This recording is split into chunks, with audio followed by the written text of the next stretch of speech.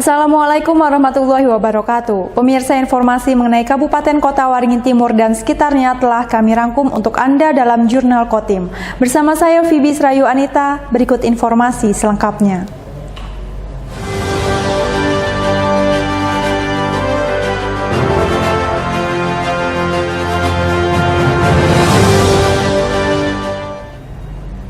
Sudah sekitar sepekan terakhir, harga daging ayam potong di pasar tradisional di Sampit, Kabupaten Kota Waringin Timur mengalami kenaikan harga yang cukup tinggi, dari Rp35.000 menjadi Rp47.000 per kilogram.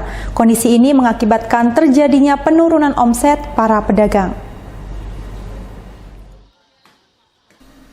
Naiknya harga ayam potong tersebut seperti yang terjadi di Pasar Ikan Pusat Perbelanjaan Mentaya atau PPM Sampit. Naiknya harga daging ayam ini sudah terjadi sejak sekitar 1 pekan terakhir.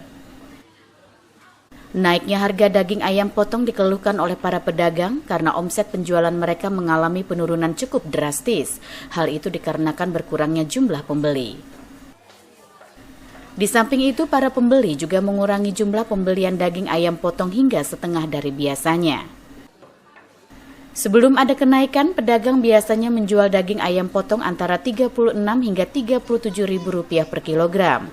Namun kini, harga daging ayam potong meroket hingga mencapai Rp47.000 per kilogram. Naiknya harga daging ayam potong ini dipicu akibat kurangnya pasokan dari pihak distributor. Sebelumnya paling 30-35. Masalah harga kan tergantung stok ayam. Kalau stok ayamnya banyak, harganya seumpamanya stoknya sedikit, naik harganya. Kayaknya untuk dalam 2-3 hari ini kayaknya masih kurang setengah. Pedagang memperkirakan naiknya harga daging ayam masih akan bertahan hingga beberapa hari ke depan. Sebab stok ayam dari distributor yang didatangkan dari Banjarmasin, Palangkaraya, serta Pulau Jawa ketersediaannya masih sangat terbatas. Masud Badarudin, Hayat TV.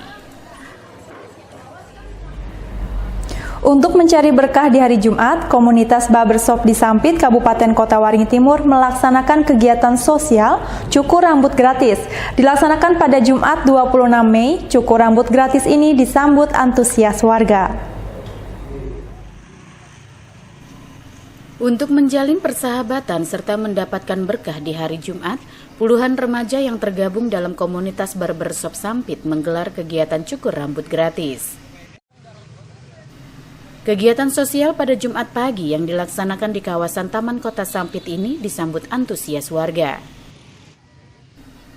Puluhan warga mulai dari anak-anak hingga orang dewasa tampak memanfaatkan kesempatan untuk mendapatkan jasa cukur rambut gratis. Dilaksanakan selama kurang lebih 3 jam mulai pukul 7 hingga 10 pagi, setidaknya terdapat sebanyak 30 orang yang mencukur rambut gratis di lokasi tersebut. Kemarin lihat info dari Instagram. Oh, Instagram. Terus yang dicukur siapa ini? Yang dicukur ini keponakan. Berapa orang? Satu aja. Oh, satu. Bantu ekonomi juga lah, bagi yang perlu. Cukur rambut gratis oleh komunitas barbershop ini dilaksanakan untuk menjalin silaturahmi antar sesama profesi. Selain itu, untuk mendapatkan berkah di hari Jumat dari kegiatan sosial yang mereka lakukan. Cukur rambut gratis tanpa syarat ini dilaksanakan terbuka untuk umum. Model potongan rambut pun ditentukan sendiri sesuai permintaan warga. Ya, dalam acara ini kami mengadakan untuk menjaga silaturahmi kawan-kawan sama satu profesi, dan kita juga mengadakan untuk amal, kegiatan amal sosial. Ini baru pertama kali kita kegiatan. Ya, mudah-mudahan dengan adanya pertama kali kita adakan ini, antusias kawan-kawan yang satu profesi itu bisa mulai gabung lah. Itu harapan kami. Sebetulnya lah kami membuat grup ini saya sendiri itu dari 2020, tapi mungkin gara-gara COVID atau apa, 2022 baru kita mulai ada pertemuan kumpul-kumpul kawan-kawan satu profesi. Alhamdulillah mungkin Perkiraan 30 lebih lah, 30 soalnya kami dari jam 7 pagi sampai sekarang. Mungkin rencana kita kita kegiatan ini insya Allah akan berlanjut. Mungkin bukannya yang di sini aja, kegiatan seperti ini aja, kita maunya rencananya ada bakti sosial ke sekolahan, panti asuhan, atau siapa yang mau kolaborasi pun kita mungkin bisa akan. Cukur rambut gratis yang pertama oleh komunitas barbershop Sampit ini rencananya akan kembali dilaksanakan secara berkelanjutan. Ke depan, cukur rambut gratis akan mendatangi sekolah dan panti asuhan. Masud Badarudin, Hayat TV.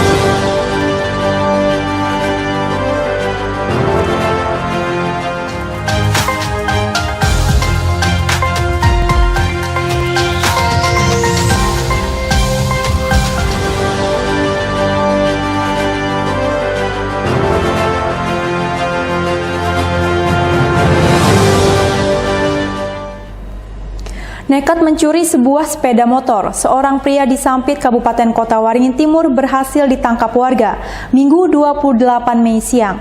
Sempat terjadi kejar-kejaran antara pelaku dengan korban bersama sejumlah warga saat pelaku berusaha membawa kabur sepeda motor curiannya. Pelaku pencurian sebuah sepeda motor ini terlihat hanya bisa pasrah saat aksinya berhasil digagalkan korban bersama sejumlah warga. Pelaku ditangkap di Jalan Kembali, Kecamatan Mentau Baru, Ketapang, tidak jauh dari lokasi pencurian.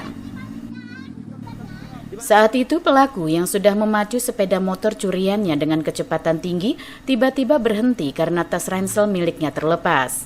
Kesempatan itu tidak disia-siakan korban bersama sejumlah warga yang berusaha mengejar pelaku. Pelaku yang terlihat masih berusia muda akhirnya berhasil ditangkap sekitar 300 meter dari lokasi pencurian.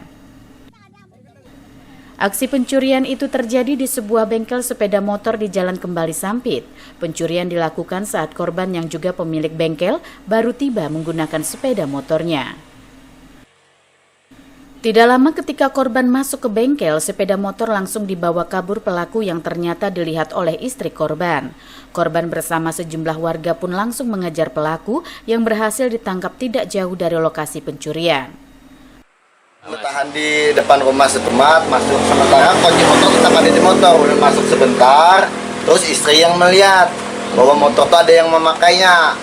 Istri nanyain siapa yang pakai motor. Kedidak kata orang ulun kalau motor ada yang bawanya, terus diteriakilah maling. Ada maling yang bawa, dia pakai sepeda.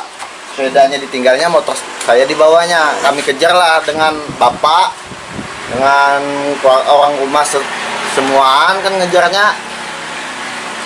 Ketemulah malingnya tersebut membawa motor. Malingnya itu membawa tas ransel, tasnya itu jatuh, dia ngambil tasnya. Disitulah saya ngampiri si maling ini.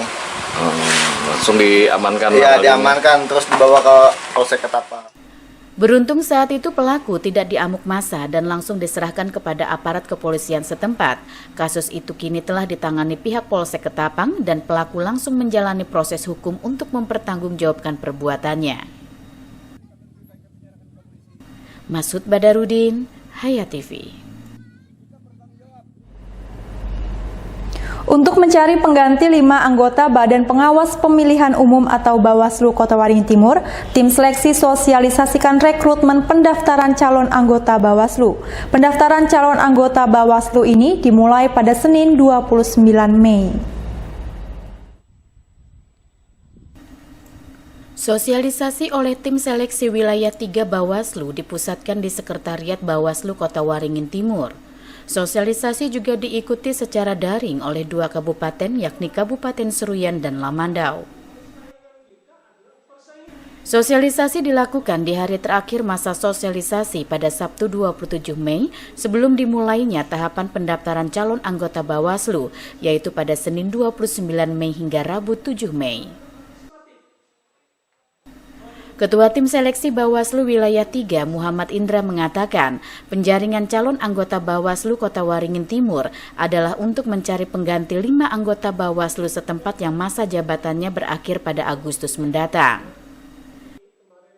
Dalam rekrumen calon anggota Bawaslu dibutuhkan setidaknya 8 kali dari kebutuhan anggota Bawaslu saat ini atau sebanyak 40 orang pendaftar. Selain itu juga harus memenuhi 30% keterwakilan perempuan. Penjaringan dan penyaringan calon anggota Bawaslu sepenuhnya diserahkan kepada tim seleksi di daerah, hingga tersaring 10 nama untuk disyahkan dan ditetapkan 5 orang anggota Bawaslu Kota Waringin Timur oleh Bawaslu RI.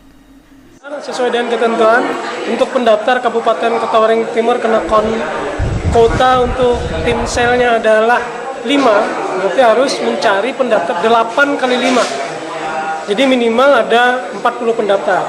Sedangkan kabupaten kota lain itu adalah 3 kali kebutuhan. Kalau kayak Seruyan, Lamandau, Sukamara, dan Kobar itu tim selnya yang dibutuhkan adalah 3 orang.